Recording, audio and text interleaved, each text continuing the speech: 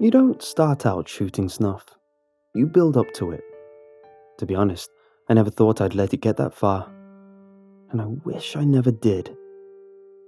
I started out wanting to be a legit filmmaker, but that's a hard business to break into when you don't know the right people.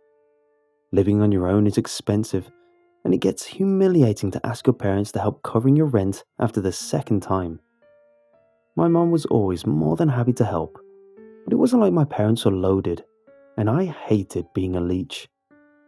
Eating nothing but ramen noodles and cheap mac and cheese is its own kind of misery. Not to mention being unable to go out and do anything with friends. I mean, I survived, but I was miserable. So, when a chance to film a porno came up, I jumped at the chance. I told myself it would just be this once. Just this once turned into one more time, then this would be the last time. And before I knew it, I started getting deeper and deeper into the taboo. Like 50 Shades of Grey looked vanilla compared to some of the BDSM I was behind the camera for.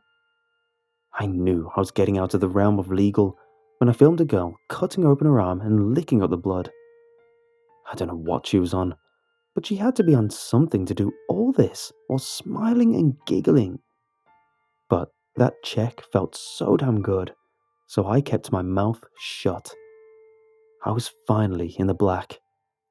I told myself no one made to do those things, so what was the harm in it?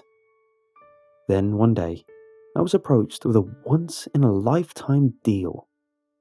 I normally worked with my guy, Charlie. He got all the hookups for the weird stuff. One day, Charlie came over with this other guy I'd never met before, who introduced himself as Noel. Noel doesn't look how you're probably picturing someone in this scene. He was about 5'6" and balding on top. He wore these round, wireframe glasses and made me think of a school teacher. The kind of teacher that everyone loved. The one that you couldn't wait for his class every day because he never assigned homework and let you listen to music while you worked. "I'm a fan of your work, Frank. Can I call you Frank?" Noel took out his wallet and counted a few $100 bills. "This is your signing bonus. Once the film is complete, I'll give you double that." My eyes nearly popped out of my head. "How long's the filming going to be on for?" I asked, already snatching up the money. "Oh, just a day. Maybe 2 if we need to do reshoots. Don't worry, you'll be compensated if it takes any longer than it should." Noel extended his hand. "What do you say? No hard feelings if you feel you're not up to the task." I shook Noel's hand and asked when I started. I figured it would just be over-the-top BDSM when I saw the set. All chains and brick. I had a few drinks with the other 2 male actors while we waited for the actress to make her appearance. Not gonna lie, I got Ted Bundy vibes from the guy calling himself Tommy, but Gabe seemed like another average fun guy. When I saw the actress get dragged in, I realized how very deep I was in over my head. Her mouth had been duct taped shut. She'd clearly been crying and looked pretty banged up. Noel followed the men dragging her and clapped his hands together. "Let's get to work then. Frank, I'd like for you to focus a lot on her limbs.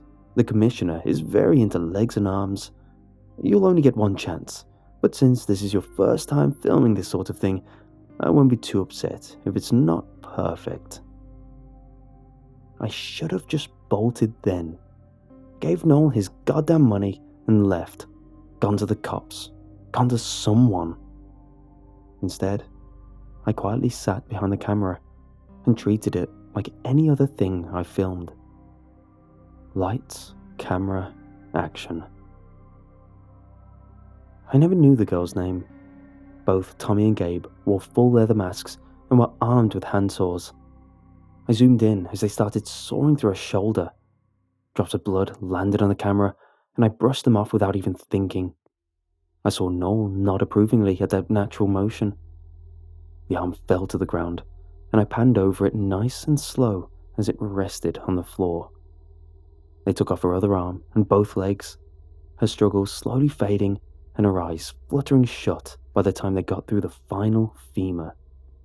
Tommy and Gabe stood up, bowed to the camera like they were on a stage play, and cut. I had to run to the bathroom after that. I vomited for what felt like an hour. When I finally stumbled out, Noel handed me the rest of my payment. He patted my shoulder and helped escort me to my car. "It's always hardest the first time.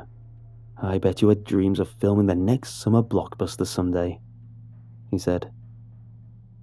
I didn't say anything, but I didn't need to. Noel just nodded. We all had dreams like that. Maybe if things turned out differently, we would have been working on one of those blockbusters together. I'll call you when I need your services again. I told myself that I wouldn't pick up the phone again when Noel called. But I did. I did 25 snuff films in total. The money felt so damn good. And after a while, you really do become desensitized to it all. For me, it just felt like I was in a dream with gore and guts and horrible things happening to people. But it wasn't happening to me. I just saw it through a lens. The 25th film was the one that finally made me quit. I was out drinking with my fellow crew members when Noel came up with this darling blonde on his shoulder. I don't know how he did it, as he was pretty average in appearance, but Noel could get the hottest women. "Gentlemen, this is Rada. Rada, this is Tommy, Gabe, and Frank," he said, gesturing to them all. Rada giggled and clapped. "Noel tells me you are actors," she said, her Russian accent thick on her words. Gabe puffed up. "Tommy and I are the actors. Frank's the cameraman," he said. "Cameraman?" She cocked her head to the side. "Is it fun?" she asked. I shrugged. "Well, I like it. It pays the bills," I said. Very good, Rada clapped before looking up at Noel. "Could I be in a film? I've always wanted to be an actress." I nearly dropped my glass.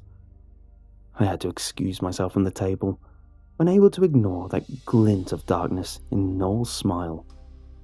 I got a text about 20 minutes later saying to head to the studio. I stopped by at home to change into clothes I didn't mind getting bloody before I walked over. Rada was clearly drunk as she teetered around the set. She poked at the chains on a wall and smiled.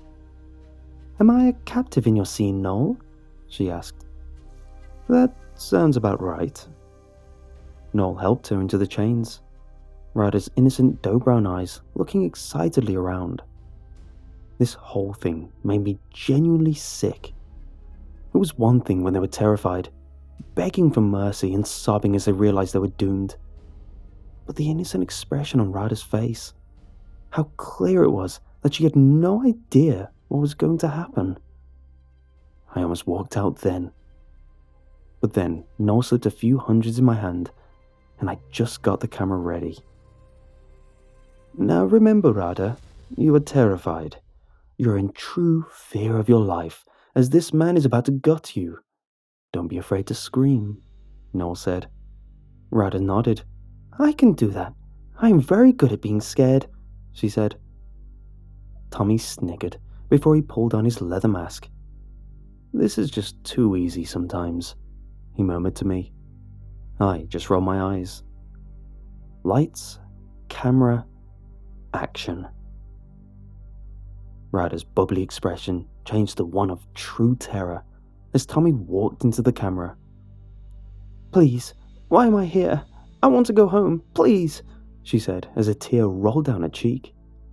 Tommy twirled around the knife before sliding it down her front, slicing through the front of her dress.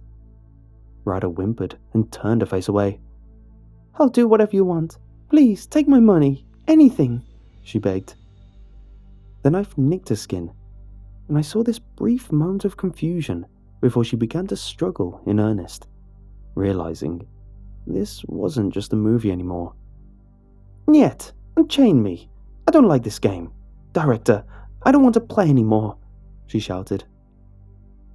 The knife went into her stomach, and her breath caught before she screamed so loudly I felt my ears pop.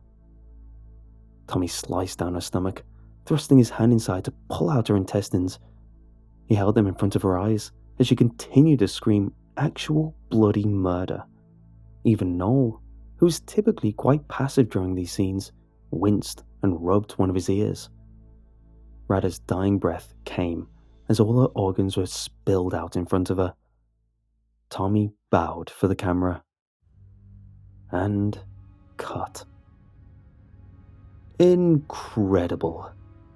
Noel shook his head before he got up and threw Tommy a towel. You've outdone yourself. Tommy nodded before I heard a groan. Noel, can I go again? I can do better. I'm not lying when I say I literally peed my pants when I saw Rada's head roll back up, blinking a few times before her eyes focused on Noel. Tommy screamed like a schoolgirl as he scrambled away, ripping off his mask. How the hell? He yelped as Rada began to tug at her chains. The girl groaned before rolling her eyes and smashing her right hand against the wall. I heard bones crack before she pulled her mangled hand free.